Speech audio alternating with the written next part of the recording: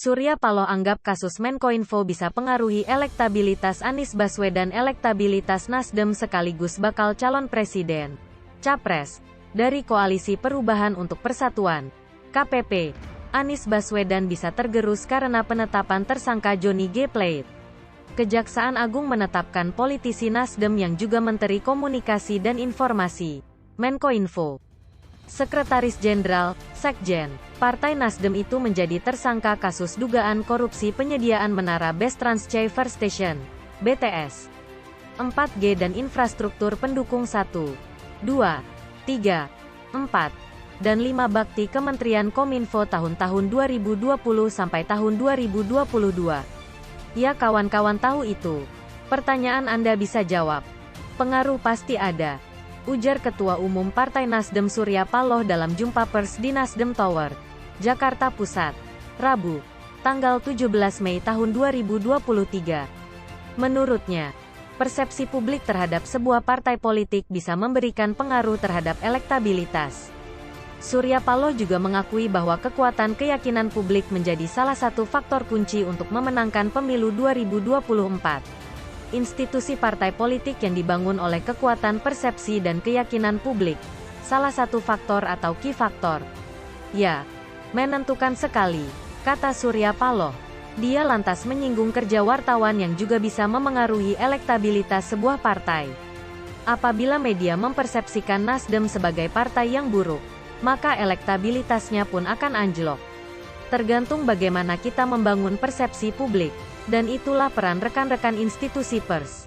Saya nantikan dan saya harapkan pers yang bebas dan tetap mempunyai rasa tanggung jawabnya pada profesionalisme dan etik yang kita miliki, ujar Paloh.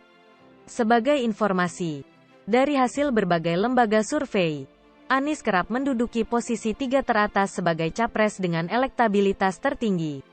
Anies berada di bawah Gubernur Jawa Tengah Ganjar Pranowo dan Menteri Pertahanan Prabowo Subianto. Sementara itu, elektabilitas Nasdem juga selalu berada di urutan 10 besar di berbagai lembaga survei. Asteris, reaksi Surya Paloh saat Menkominfo Johnny G. Plate jadi tersangka dugaan korupsi. Nasdem tunggu arahan kabar Menteri Komunikasi dan Informatika, Menkominfo. Johnny G. Plate ditetapkan sebagai tersangka kasus dugaan korupsi mendapat reaksi dari Ketua Umum Partai Nasdem Surya Paloh. Surya Paloh langsung mengadakan pertemuan di kantor DPP Nasdem, Nasdem Tower, Rabu, tanggal 17 Mei tahun 2023. Hal tersebut disampaikan Bendahara Umum DPP Partai Nasdem Ahmad Sahroni. Menurutnya, pertemuan tersebut khusus untuk membahas sikap Partai Nasdem setelah penetapan Johnny G. Plate sebagai tersangka. Johnny G. Plate ditetapkan jadi tersangka penyedia menara Base Transceiver Station, BTS, 4G dan infrastruktur pendukung 1, 2, 3, 4, dan 5 bakti Kementerian Kominfo tahun-tahun 2020 sampai tahun 2022 oleh Kejaksaan Agung, Kejagung. Saya baru ditelepon Ketua Umum, Surya Paloh, dan langsung ke DPP. Tinggal tunggu arahan beliau, kata Sahroni ditemui di Kompleks Parlemen Senayan, Jakarta, Rabu. Sahroni menyatakan, Nasdem akan mengikuti proses hukum yang ada pada kasus Johnny. Ia menambahkan, dalam pertemuan nanti, kemungkinan Surya Paloh akan berbicara menyikapi kasus tersebut. Akan tetapi, sikap itu perlu menunggu arahan dari Surya Paloh. Seperti biasa ya, waktu zaman Sekjen Pak Rio juga sama. Kita tetap lakukan sesuatu yang memang menurut kita akan bantu.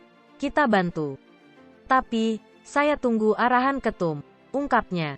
Wakil Ketua Komisi 3 DPR ini menilai, penetapan tersangka terhadap Johnny juga tidak bermuatan politis.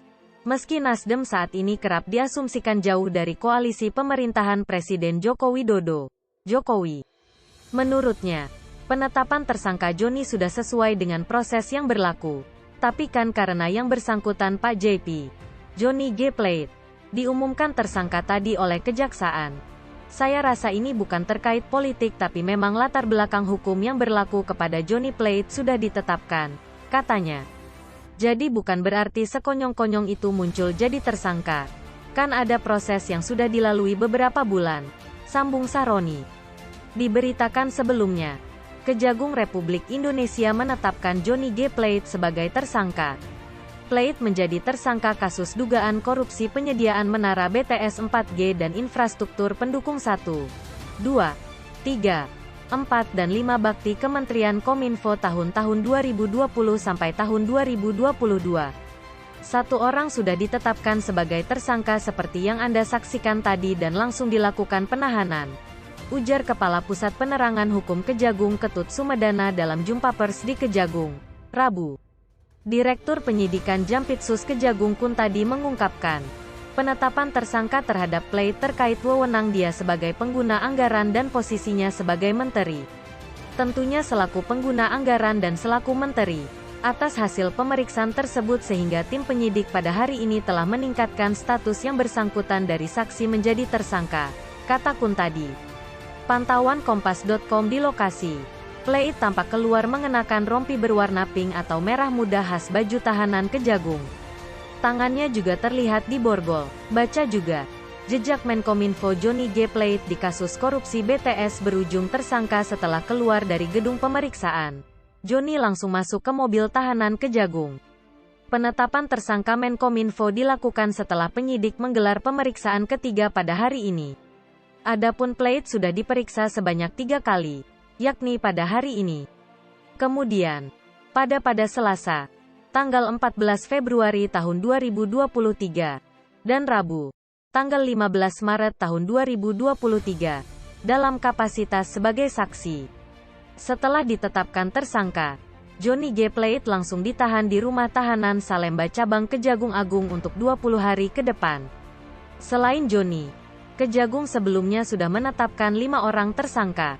Kelima orang adalah Direktur Utama, Dirut, Bakti Kominfo Anang Ahmad Latif, AL, Account Director of Integrated Account Department PT Huawei Tech Investment, Mukti Ali, Ma, Komisaris PT Solitek Media Sinergi, Irwan Hermawan, I.